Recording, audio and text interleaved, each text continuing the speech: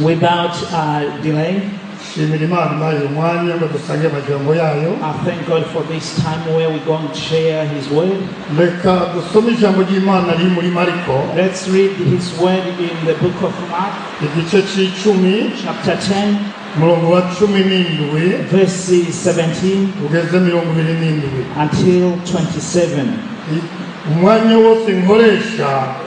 time that I'm going to use, I will not take much time. You heard what Pastor has already said. I believe that we will have another opportunity in the future to repeat this word when we have a good time. Going to read in the name of Jesus. haza umuntu kuri we yirukanga aramupfukamira aramubaza ati mwigisha mwiza nkora iki ngo nze ndagubugingo budashira. Yesu aramubaza atunyitira iki mwiza? Nta mwiza atari umwe niwe Mana, kuko uzi ibyagezwe ngo ntukice, ntugasambane, ntukibe, ntukagirize ibinyoma mugenzi wawe, wubahe so na nyoko.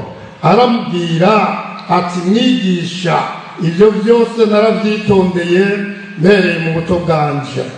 2:1 Yesu amwitegereje aramukunda aramubarira atuhagije kimwe, genda ushore ibyo utunze byose ugabira aboro, niho uzogira itunga mu ijuru, uteko ungwikire. 2:2 yumvise iryo jambo arijigwa agenda ababaye kuko yari afise itunga ryinshi. 2:3 Yesu yeraguza amaso abwira abigishwa biwe aterega biragoye ko abavyinshi binjira mu bwami bw'Imana. 2:4 abigishwa batangazwa n'amajambo yiwe. Yesu yongera kubabwira ati bana banje, erega biragoye ko abizigiye ubutunzi binjira mu bwami bw'Imana. 2:5 icoroshe n'ingamiya guca mu zuru ry'urushinge biruta umutunzi ko yinjira mu bwami bw'Imana. Baratangara rwose bati none rero nindashobora gukizwa? 2:7 ari umurongo wa nyuma. Yesu arabitegereza arababwira ati kuko kubw'abantu ntigishoboka, ariko ku Mana suko, kuko byose bishobokera Imana. Amen. Haleluya, haleluya. Rero turi ku ijambo rivuga ngo ngoriki ngo nze ndagubugingo budashira. We are on this word, what can I do to inherit eternal life? Twasomye amajambo menshi hano. We read so many words here. Ntabwo nza kuyavugako. I'm not going to talk about it. Ariko ndi kuri iri jambo ry'ikibazo cy'uyu mugabo. But I'm on this question of this man. Jambo ry'Imana ryatubwiye ko yari umutunzi. The word of God told us about rich men. Ariko muri we, inside him, naho yari afite ibikorwa byinshi akora, even though he had so much wealth, ntabwo yari bwakora ikimuha kuraga ubugingo budashira. He was yet to do what was going to give him eternal life. Niko twasomye. That's what we read. Jambo ry'Imana ryavuze ngo, the word of God said, abonye sasohotse, when he saw Jesus coming out, he did not enter with others. He waited outside because he was thinking, if I enter, the question that I have had for so many years, praying without an answer, I may not be able to see him. Let me wait until he gets out, and I will ask him my question. And he waited. When he saw him coming out, he ran to him. Man of God said he's about to come. That's what he told us us and still remember. But with our problems, He's coming back because of our problems. I'm going to tell you that He's about to come. There are other people who are waiting for Him outside. Because He knows that our problems have been. He has already healed these people. He has healed those who left Him. Those who need Him have seen Him. He feels in Him that there are other work that He needs to do. He's about to come. Outside, there are people with problems and they need Him. So He's about to go. That man saw Him. He ran to Him in front of Him, and He knelt down and He said, "Good teacher, what can I do to inherit eternal life?" And Jesus did not rebuke him. And He asked, "Why do you call me good? There is no one, only God." Hallelujah. Hallelujah. Hallelujah. Hallelujah. I love Jesus. I love Jesus. And He said to him, because you know the requirements, you know the commandments. And He said to him everything that we read, all commandments.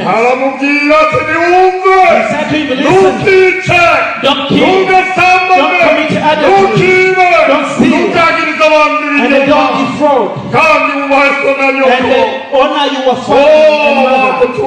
And the rich man said, "My friend, if that's what it requires, from my young child, there is no sin that I have committed in my life. If it's that, I'm going to what's left?"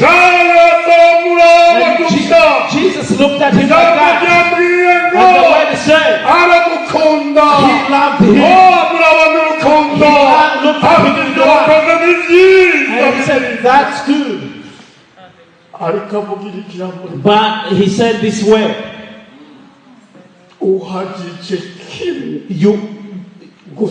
this is the only thing missing. This is the only one thing missing. And in that man, he was really working hard. He was working hard to comply with God's commandments. Nothing that he wasn't doing, but he was in prayer. And he felt that something he needed to do, but he could not understand what he was supposed to do. And he thought that there were other commandments that he did not know. And he was thinking what it was, that maybe he did not understand. And he said, "I'm going to Jesus." If there is something that he can do, he thought that he had to do something that he wasn't aware what he was supposed to do.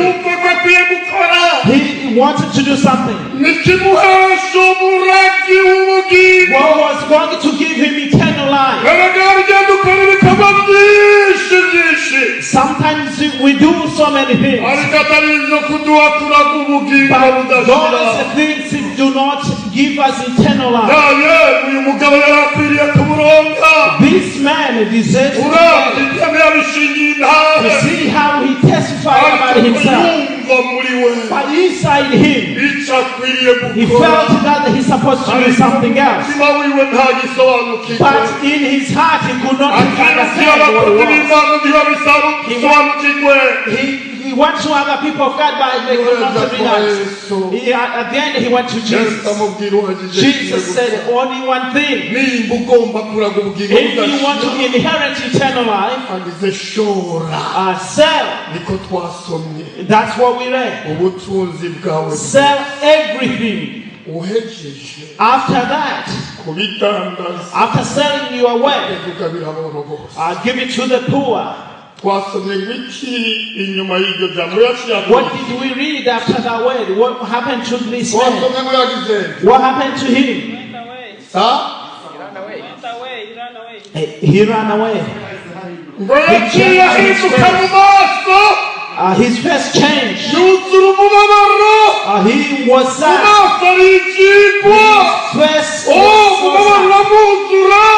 he was so sad.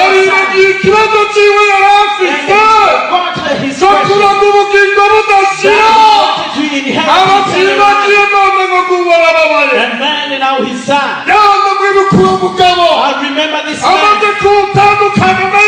When he left, he met his friends. They looked at him. They asked him a question. They had a question because of his life. This man is he's no longer the happy man. And he saw now he's he used to be rich. What happened to him? What has happened to him?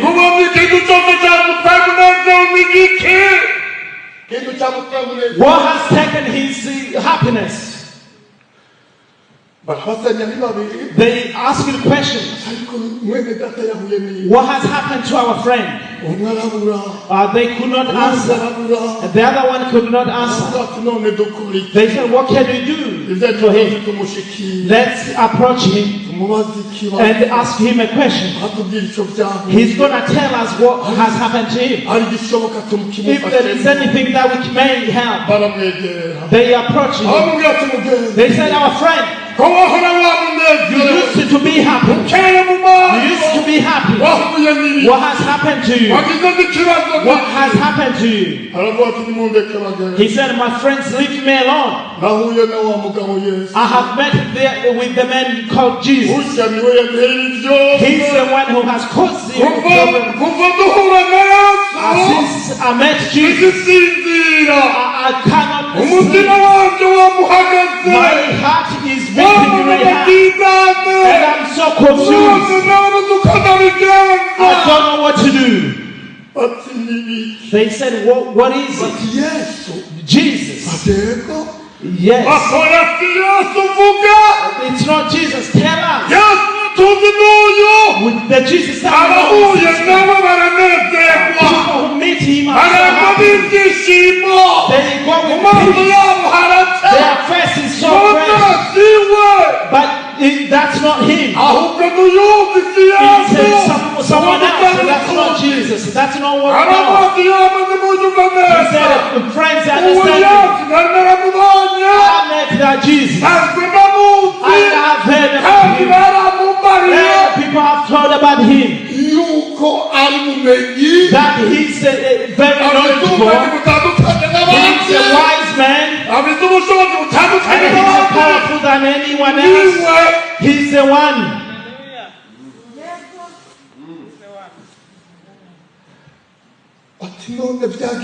So what has happened?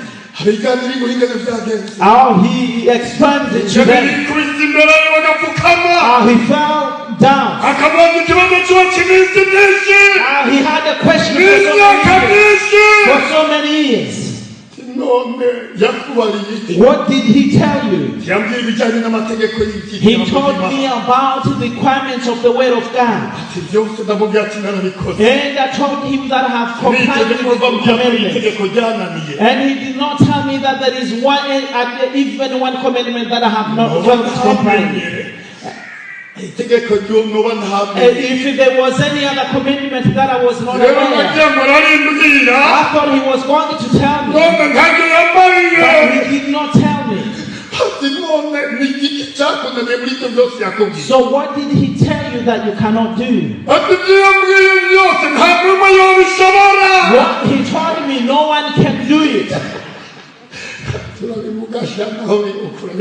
And they say to him, oh, you're going to say it even though it's hard for you.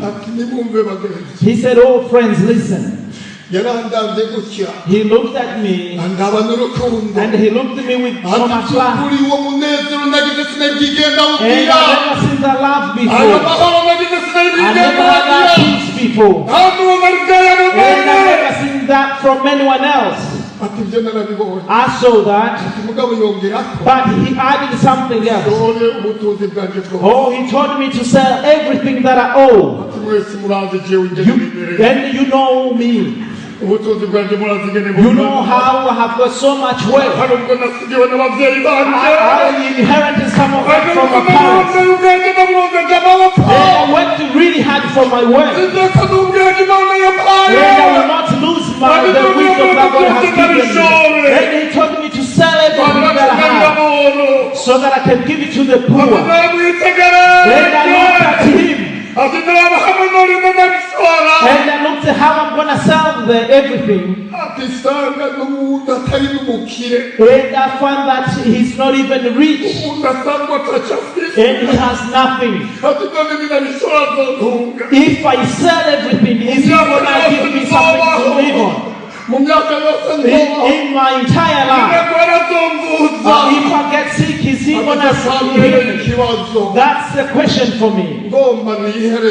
I'm about to conclude. And he will reach it to this way. He said, I remember in my heart. If I remember how he looked at me with love. And I looked at the peace that I received from him. And I remember the word that he told me. To sell everything that I have. And give it to the poor. I found that that's true.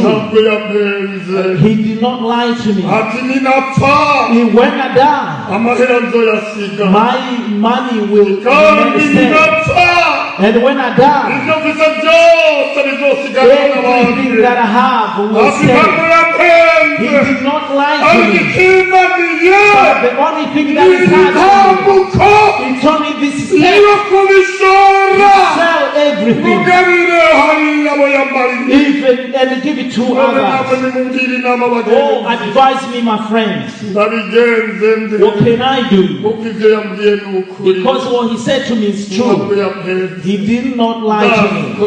I know that I will die. And everything that I have will be owned by other people. What can stop me? What Jesus has told me. So that I can receive eternal life. So that I will go to heaven. So that I will live with him forever. What is it? My friends, I said I'm not going to disturb the meeting of the pastors. We will talk more in the future. Listen. What did Jesus not do for this man?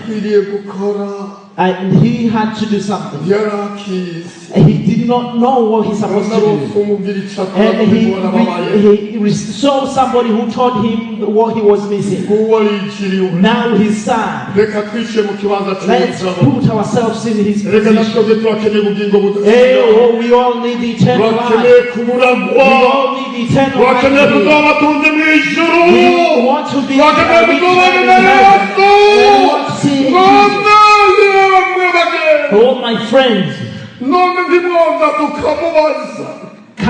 come so that we can ask him. When we ask him, and what he's going to tell us, we will be able to do it. When I was in my office, I felt something that I'm going to do. I need to do. The voice came to me. and I was confused about what to do. I did not find someone that I can tell. And remember this words. I started crying. I started walking around. I said, what can I do? Oh, I heard a voice telling me, oh, do. But what can I do? The fast in the few minutes ago, I felt that I wanted to go to the ATM so that I can bring something and give the time in this church of God. What took me that time, I don't know. And I stayed in the same place. And I said, oh, am I going? And I used to put him in the basket. But God did not want me to see that. I felt a voice in my head. I took the phone at the time. And then I gave online. And I was able to do it. I felt a voice in me telling me, can you send that? And I went where we were a few days ago. I was bringing my cup and putting it in the basket. And the servants of God can pray for me. But I wanted that blessing as well. God did not allow me to do it that way today. And I accepted to do it at the same time. And I said, oh God, I'm going to do it. Listen, people who are what can I do? What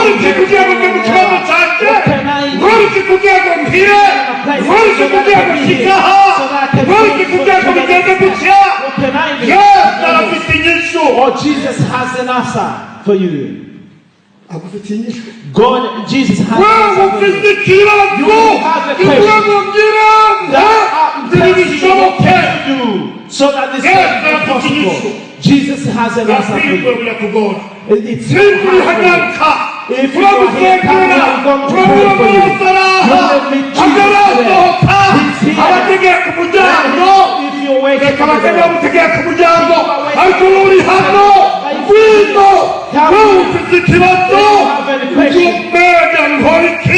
what can you do so that your issues can be solved? Oh, Jesus has an answer for you. Do you want your things to be perfect? Or someone else asked me, what can I do to give up smoking? I told him what he needs to do. Anyone with a question? Anyone with a question? Anyone who feels in his heart that there is something that he or she needs to do, but that person doesn't know what to do. If you are here, stand up where you are so that we can pray for you.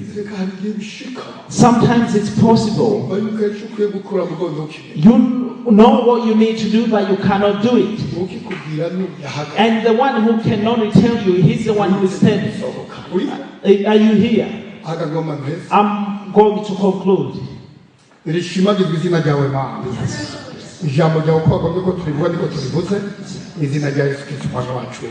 Amen.